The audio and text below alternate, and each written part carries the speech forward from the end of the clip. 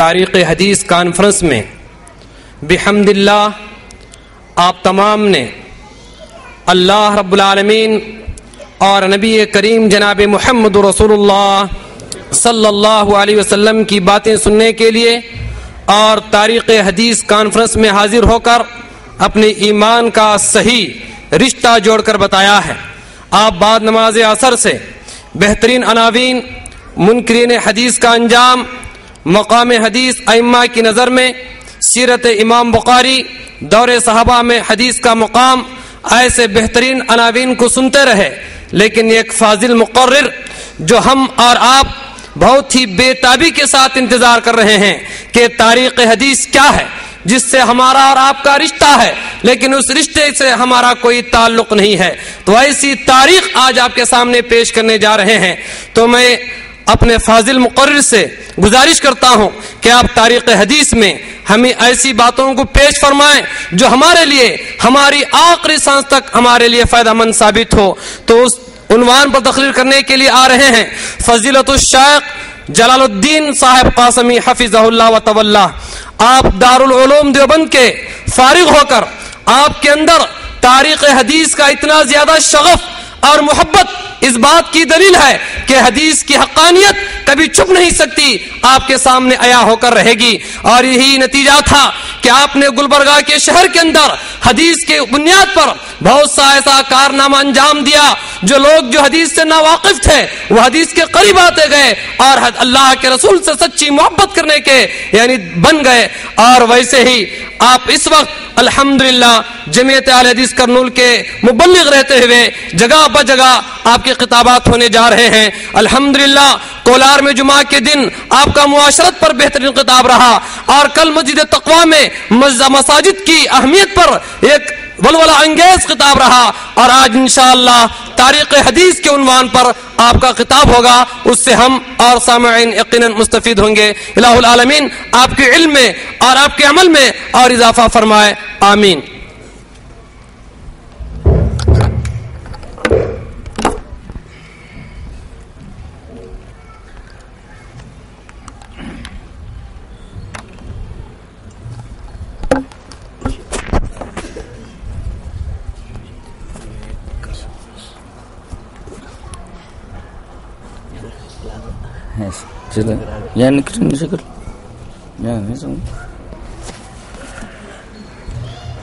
The angle of this should be changed.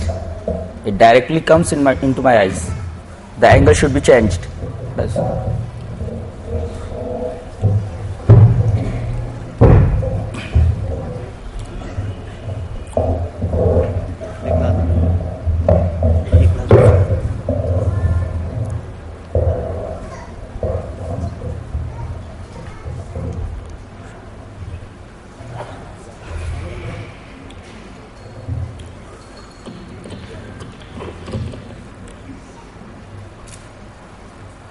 السلام علیکم ورحمۃ اللہ وبرکاتہ.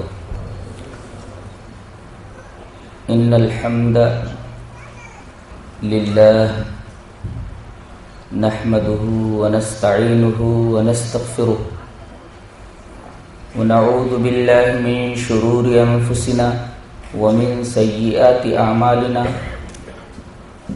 من يهده الله فلا مضل له ومن يضلل فلا هادي له وأشهد أن لا إله إلا الله وحده لا شريك له وأشهد أن محمدا عبده ورسوله. أما بعد فإن خير الحديث كتاب الله وخير الهدي هدي محمد صلى الله عليه وسلم وشر الأمور محدثاتها وكل محدثة بدعة وكل بدعة ضلالة وكل ضلالة في النار. اعوذ باللہ من الشیطان الرجیم. بسم اللہ الرحمن الرحیم. فبأي حدیث بعدہ یؤمنون.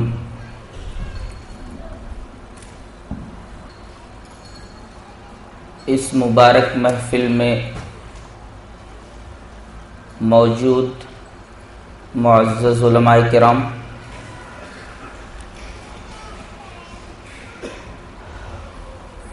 امت مسلمہ کی آبرو نوجوانان اسلام،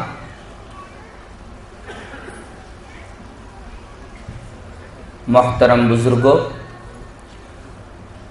پیارے بچوں، پردہ نشین ماں اور بہنوں،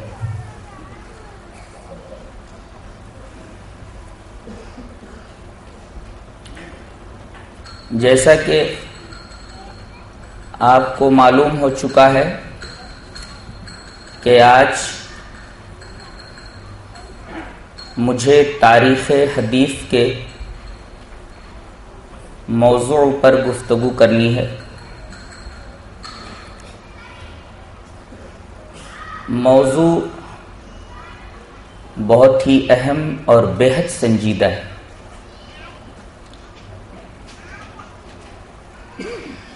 غور سے سنیں گے، سمجھنے کی کوشش کریں گے تو بہت ہی فائدہ ہوگا۔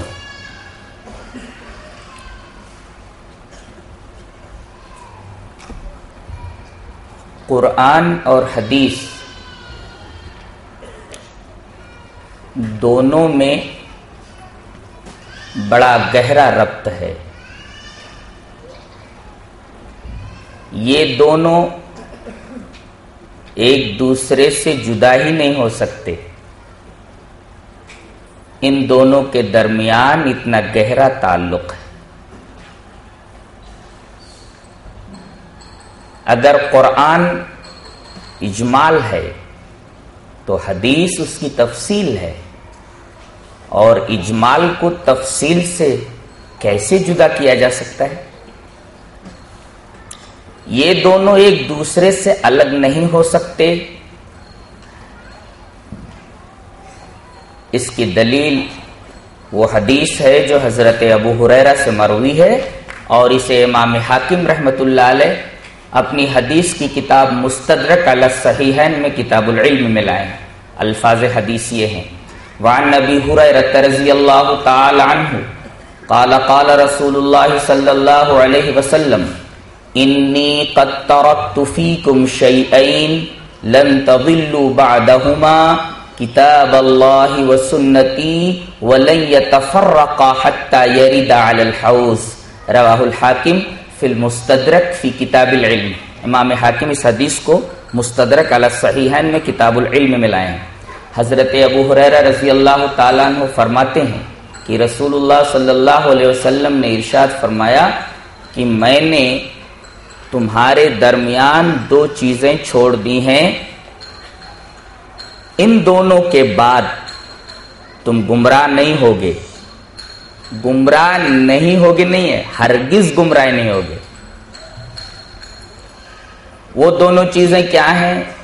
ایک ہے کتاب اللہ، اللہ کی کتاب، وہ سنتی، دوسرے میری سنت، وَلَن يَتَفَرَّقَا، دونوں ہرگز جدا نہیں ہو سکتے۔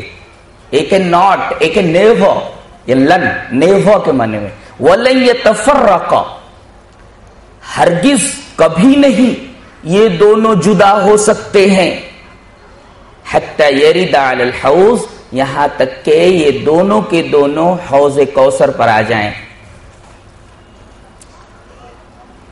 یہ بات ثابت ہو گئی کہ قرآن اور حدیث دونوں میں بڑا گہرا ربط ہے، دونوں کو ایک دوسرے سے جدا نہیں کیا جا سکتا، اور یہی دونوں چیزیں ہماری اسلامی زندگی کا محور ہے۔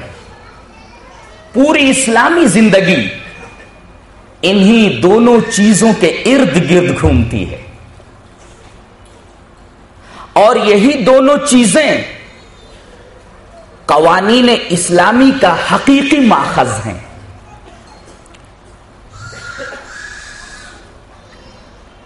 قیاس بھی کیا جائے گا تو مقیس علیہ ہی دونوں کو بنایا جائے گا۔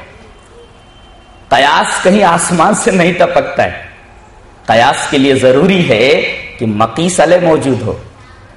قرآن اور حدیث کے اصول کلیہ کو سامنے رکھ کر کے قیاس کیا جاتا ہے۔ تو یہی دونوں قرآن اور حدیث شریعت کے حقیقی ماخذ ہیں۔